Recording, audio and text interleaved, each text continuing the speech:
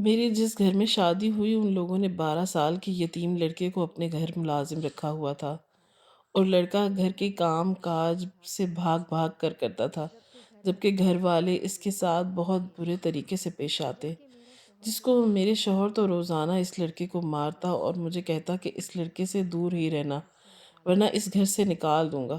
لیکن مجھے اس بچے پر رحم آتا کہ وہ اتنا کام کرنے کے بعد بھی مار کھاتا ہے۔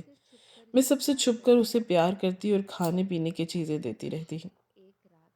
ایک دن اس بچے کے رونے کی آواز آ رہی تھی، شوہر بھی بستر پر نہیں تھے۔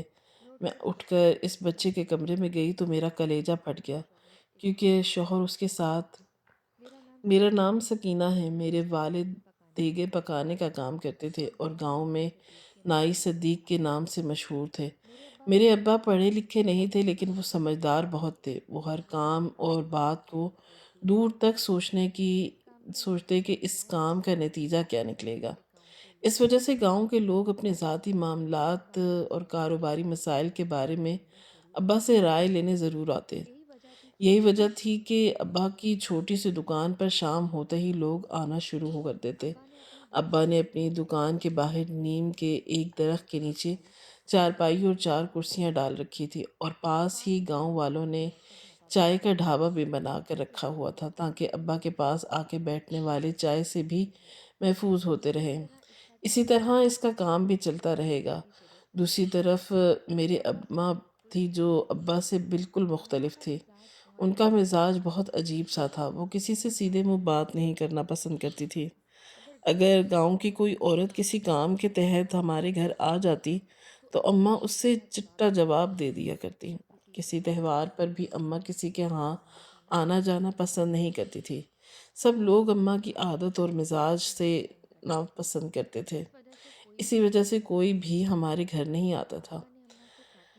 ابا نے اماں کو کافی مرتبہ سمجھانے کی کوشش کی، مگر اماں نے ہمیشہ الٹا مطلب لیا اور لڑائی کر کے خود کو کمرے میں بند کر دیا۔ اس لیے ابا نے اماں کو سمجھانا ہی چھوڑ دیا تھا۔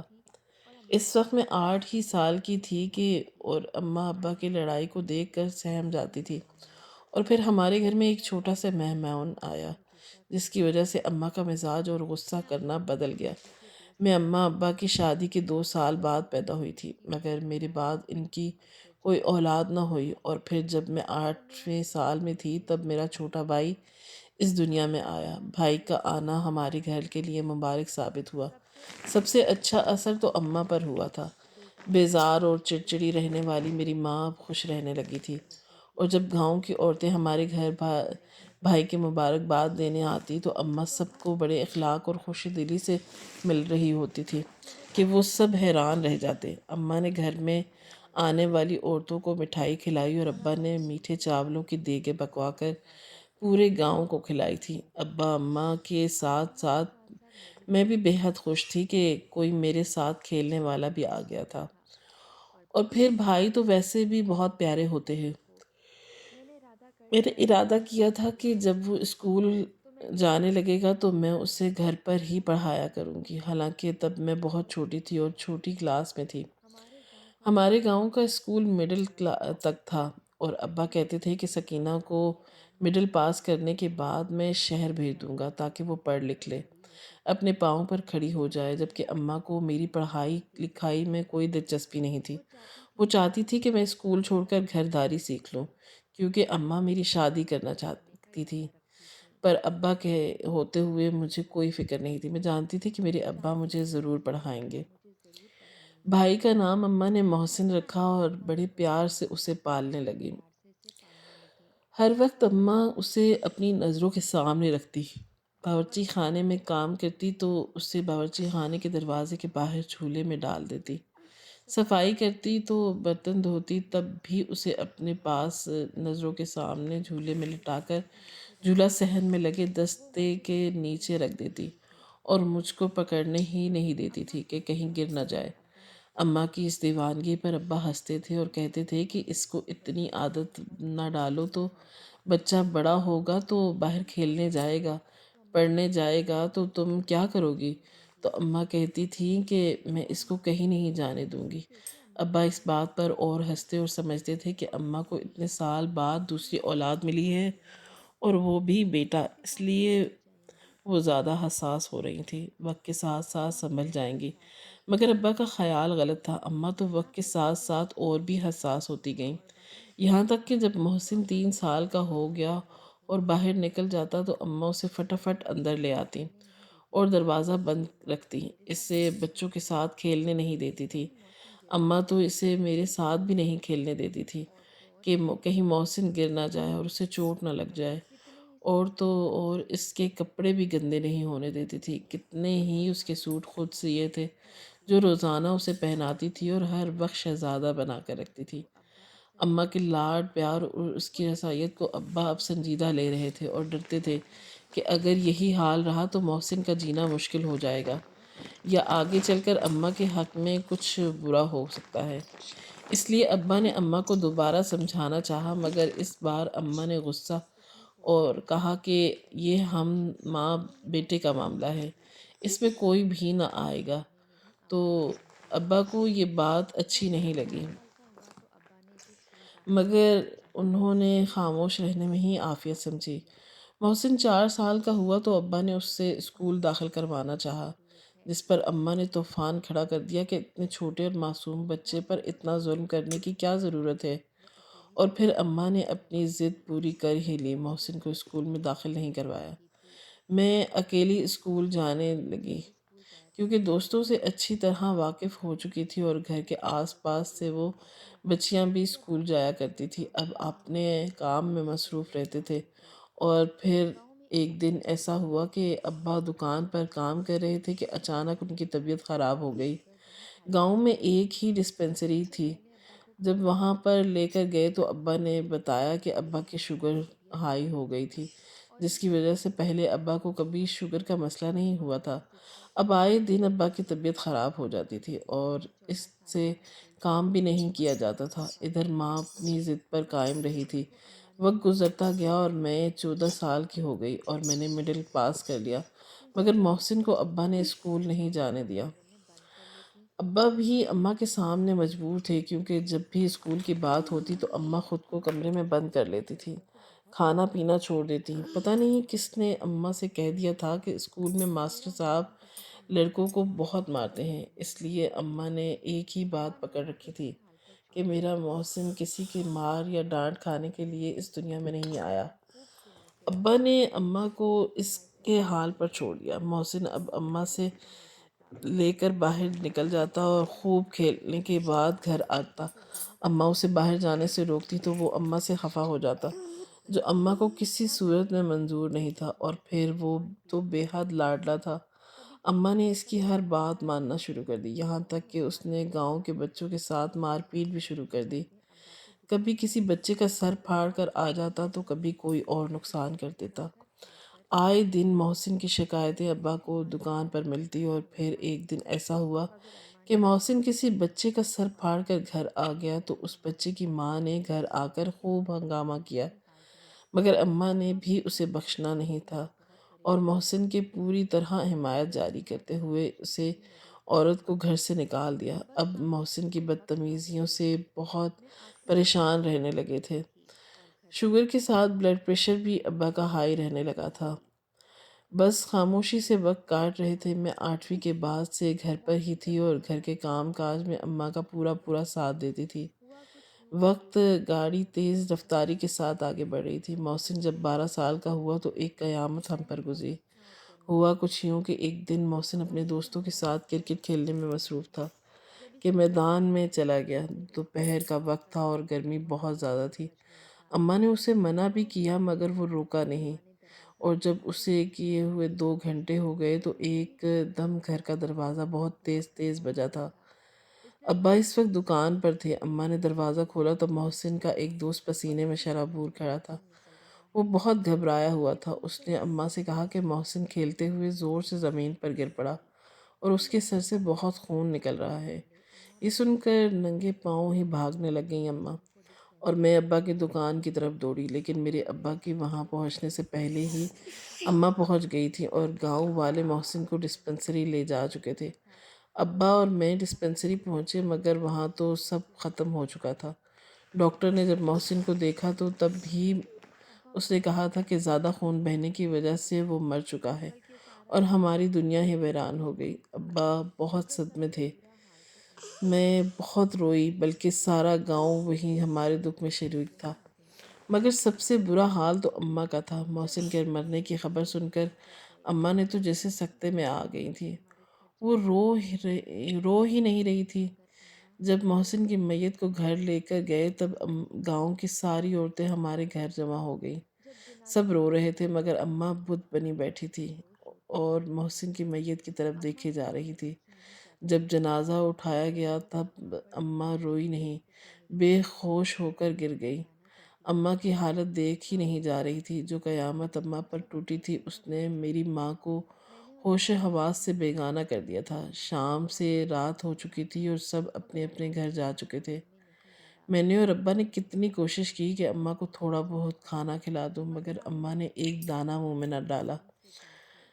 ابا نے اماں کو نیند کی گولی دے کر سلا دیا مگر آدھی رات کو چیخیں مارتے ہوئے نیند سے جاگ گئیں اور محسن کو آوازیں دے رہی تھی اور پھر تیز آواز میں رونے لگی۔ میں اور ابا بھی رو رہے تھے اگر پھر اچانک اماں نے ہنسنا شروع کر دیا تو ہم پریشان ہو گئے۔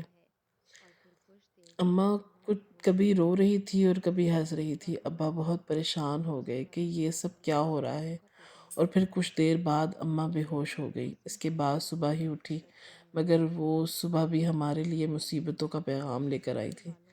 میرے بھائی محسن کی انتہا کی محبت کرنے والی میری ماں پاگل سی ہو گئی تھی اور اپنے سر کے بالوں کو نوچ رہی تھی۔ کبھی اپنے آپ کو پہچاننے کی کوشش کرنے لگ جاتی اور ابا کی اپنی طبیعت خراب تھی مگر وہ اماں کو ڈاکٹر کے پاس لے کر گئے تھے تو ڈاکٹر نے یہی کہا کہ اماں کا ذہنی توازن بگڑ چکا ہے۔ یہ خبر بھی ہم سب کے لیے بڑی تھی اور جب دن بدن اماں کی حالت خراب ہوتی چلی گئی تو اماں کو گھر میں رکھ کر سنبھالنا مشکل ہو گیا تھا۔ ابا کا بلڈ پریشر اور شوگر کنٹرول میں نہیں رہ رہے تھے۔ محسن کے جانے کے 3 مہینے بعد ہی ابا بھی دنیا سے چلے گئے تھے۔ شوگر اور بلڈ پریشر نے ابا کی جان لے لی مگر اصل دکھ تو اماں اور محسن کا تھا جو ابا کو اندر ہی اندر کھا رہا تھا۔ ابا کے جانے کے بعد میں بالکل ٹوٹ سی گئی اور اماں نے جب مجھ پر جان لیوا حملہ کیا تو گاؤں والوں نے اماں کو پاگل خانے بھیجنے کا فیصلہ سنا دیا اور 1 ہفتے کے بعد اندر اندر میرا رشتہ دے کر نکاح کروا دیا گیا۔ میں تو 20-22 سال کی تھی، مجھے اتنی زیادہ کچھ سمجھ نہیں تھی اور نہ ہی کبھی اکیلی گھر سے باہر نکلی تھی، اس لیے جو گاؤں والوں نے فیصلہ کیا مجھے وہ سر جھکا کر قبول کرنا پڑا۔ میرا نکاح مظہر سے ہوا تھا۔ وہ گاؤں کے ایک رہائشی کا دور پار کا رشتہ دار تھا اور یہ لوگ شہر میں رہتے تھے۔ مظہر ایک اسکول میں کینٹین چلاتے تھے۔ ان کا کاروبار اچھا تھا۔ گھر میں میری ساس اور 2 نندیں تھیں جن کی ابھی شادی نہیں ہوئی تھی۔ اس کے علاوہ ایک جیٹھ اور جیٹھانی بھی رہتے تھے جن کے 2 بچے تھے۔ یہ تمام افراد 5 کمروں پر مشتمل گھر میں رہا کرتے تھے۔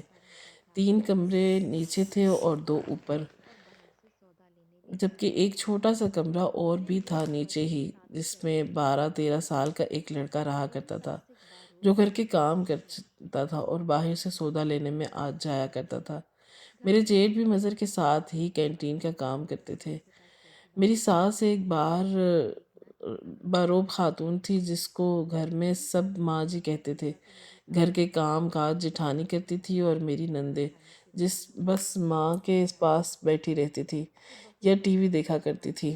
میری شادی کو 1 ہفتہ گزرا تو میری ساس نے سب کو کھانے کی میز پر بلایا اور کھانے کے دوران مجھے میرے حصے کی ذمہ داریاں بتا کر، بہو کل کھیر میں ہاتھ ڈال کر اپنے کام سنبھال لو، اور مجھے اور میری جیٹھانی کو کام بانٹ کر دے دیا۔ ایک کام میرے حصے تو دوسری جیٹھانی کے ذمہ۔ گھر کی صفائی اور برتن دھونا، باہر سے سودا سلف لانا اس بچے شہزادے کی ذمہ داریوں میں شامل تھا اور انہوں نے میری دونوں نندوں کے ذمہ کوئی بھی کام نہ لگایا اور نہ ہی ان کو کچھ کہا، بلکہ وہ بیچ بیچ میں اماں کی کسی نہ کسی بات پر لقمہ دے رہی تھی کہ بھابھی ہمارے گھر میں یہ چیز شوق سے کھاتے ہیں اور فلاں فلاں چیزوں کو ہم دیکھتے بھی نہیں ہیں۔ میں نے نوٹ کیا کہ یہ سارے معاملات طے ہونے کے بعد دوران میری جیٹھانی بالکل خاموش بیٹھی سر ہلاتی جا رہی تھی۔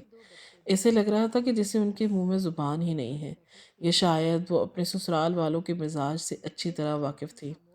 آخر کار اس کی شادی کو 4 سال ہو چکے تھے اور اس کے 2 بچے بھی تھے، جو اس وقت اپنے باپ کے پاس بیٹھے کھیل رہے تھے۔ مظہر کی طرح میری جیٹ بھی خاموش مزاج کے بندے تھے۔ دونوں بھائی پوری طرح اپنی ماں کے کنٹرول میں تھے، ان سے پوچھے بنا کوئی کام نہیں کرتے تھے، اور وہ 12 سال کا بچہ شہزاد اسے دیکھ دیکھ کر تو مجھے محسن کی یاد آتی تھی، اور تھا بھی محسن جیسا، گورا چٹا اور دبلا پتلا۔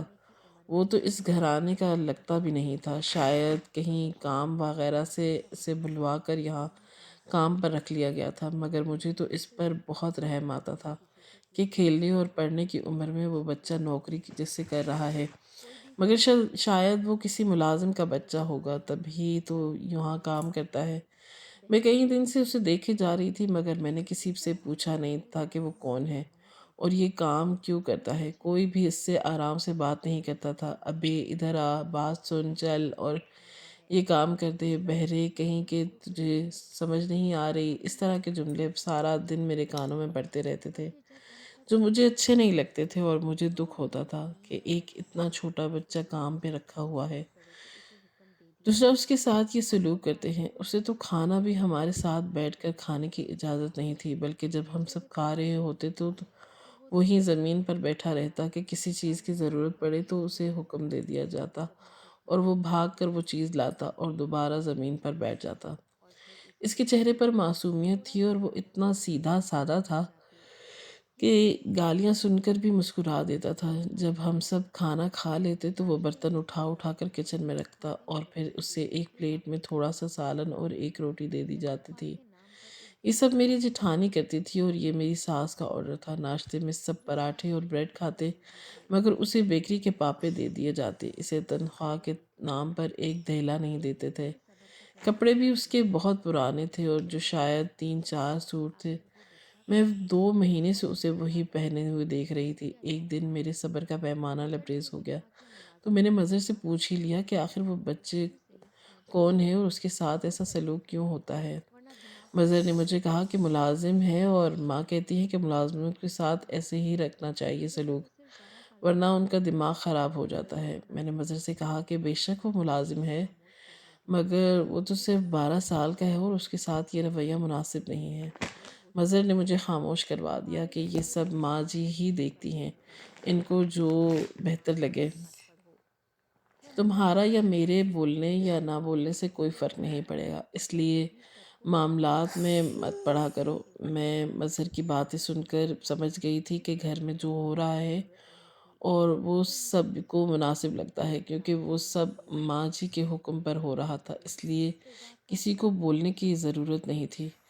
لگتا تھا کہ میرا دل جلتا تھا شہزاد کا یہ حال دیکھ کر، اور پھر میں نے چوری چھپے شہزاد کا خیال رکھنا شروع کر دیا۔ جب وہ سونے کے لیے اسٹور روم میں جاتا اور سب اپنی اپنے کمروں میں چلے جاتے تو میں کھانے کی کوئی نہ کوئی چیز اس کے کمرے میں جا کر اسے دے آتی۔